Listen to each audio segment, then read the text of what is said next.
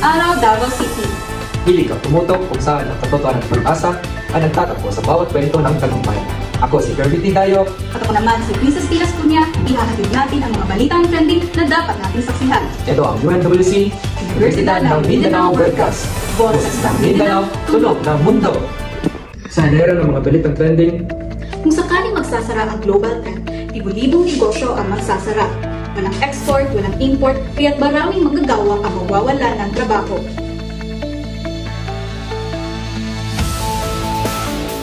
Mga nurse, ang mga tinuturing na puso at sentro ng healthcare center. bumagsak ang ekonomiya ng maraming bansa kasama ng mga bansang pinagtatrabuhan ng ating mga kababayang nurse.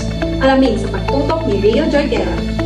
Sa gitna ng pagwakas ng pandaigdigang kalakalan, libo-libong Pilipinong nurse ang apektado. Maraming ospital sa ibang bansa ang napilitang magbawas ng empleyado, habang ang iba naman ay nagsara dahil sa kakulangan ng supply at pondo. Maraming Pilipinong nurse ang napilitang umuwi ng walang trabaho. Ang dating inaasahang dolyar mula sa overseas workers ngayon ay tuluyang nabawasan na nagpapahina sa ating ekonomiya. Ganyan na ang realidad sa pang-araw-araw na buhay ni Lujeline Namoko ngayon. Isang OFW sa Qatar at mahigpit 13 taong nurse na siya nagtatrabaho sa isang pampublikong ospital. Umabot na nga raw sa puntong mahigpit 30 pasyenteng ang kailangan niyang alagaan ng sabay-sabay. Ang bilis talaga ng pangyayari. When the trade stopped, lahat tumaas. The medical supplies, medicine, even the basic needs. The hospital had to cut costs and sadly, kasama ako sa natanggal. So ano naman po dito ang sitwasyon ninyo dito sa Pilipinas? Now, I'm still looking for a job. Actually, ang daming nurses pero konti lang yung nabibigyan ng opportunity.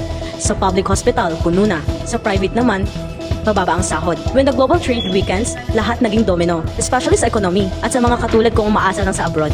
Kung sakaling tuluyang magwakas ang global trade, ano ang pinaka-kinatatakutan mo? Siguro ang pinaka-kinakatakutan ko ay mawala ng pag-asa ang mga kagaya namin. Dahil kung walang trabaho sa abroad, tapos mahirap din dito, paano ng mga pamilyang umaasa sa amin? Kapag tumigil ang global trade, hindi lang ekonomiya ang bumabagsak, pati mga pangarap ng mga tao. Ako si Rio Joy Guerra, nakatutok, UN Worldcast. Tila hindi pa rin ramdam ng mga bawat Pilipino ang pagtaas ng presyo sa mga bilihin ng produkto at serbisyo simula nang magwakas ang global trade mula sa bigas, pagkain, gasolina hanggang sa pangunahing pangailangan. Alamin natin yan sa special report ni Daniel Aloro.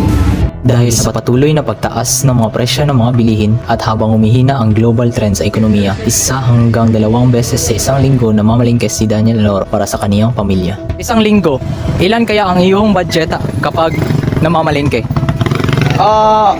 Umaabot minsan ng 1,500 pero hindi pa kasali yung bigas doon Hindi pa kasali. Talaga bang nahihirapan kayo sa pagtaas ng presyo nitong nakaraang buwan? Oo naman, kasi dati yung 500 namin, marami na kami mabibili tulad ng gulay, bigas at karne, pero sa ngayon, mahirap na talaga kasi paano mo hinahandle yung ganitong sitwasyon? ang ginagawa ko po ay nagbabawas po ako ng bilihin. Tulad ng gulay na lang yung inuulam namin para makatipid kami. Kasi mahirap kasi kapag sabay. Ito si Daniel Aloro, nagbabalita Worldcast. Ngayong humihina at unti-unting nagwawakas ang global trade, maraming negosyo at pamilihan ang nakararanas ng kakulangan ng supply ng mga produkto. Marami sa mga kapwa natin Pilipino ang nangailangan ng mga supply upang may pangsusto sa pamilya. Para sa detalye, naroon si Leopoldo Cabel. Nandito kami ngayon sa palengke kung saan kapansin-pansin ang kakulangan ng produkto mula bigas, manteka, asukal hanggang sa mga imported foods tulad ng kape at canned goods. Nandito kami ngayon kay John Raven, isang mamimiling apektado ng kakulangan ng produkto. Ang hirap na talaga ngayon kasi dati kahit saan tumitingin, malagkita na bigas o mantika. Ngayon, ubos na kasi agad. Minsan nga, kailangan naman pumila ng maaga para lang makabili. Paano nyo po pinagkakasya ang pag-araw-araw na gastos? Ang ginagawa namin, nagtitipid talaga. Minsan, palit mo na ng brand o di kaya't magbawas ng konsumo.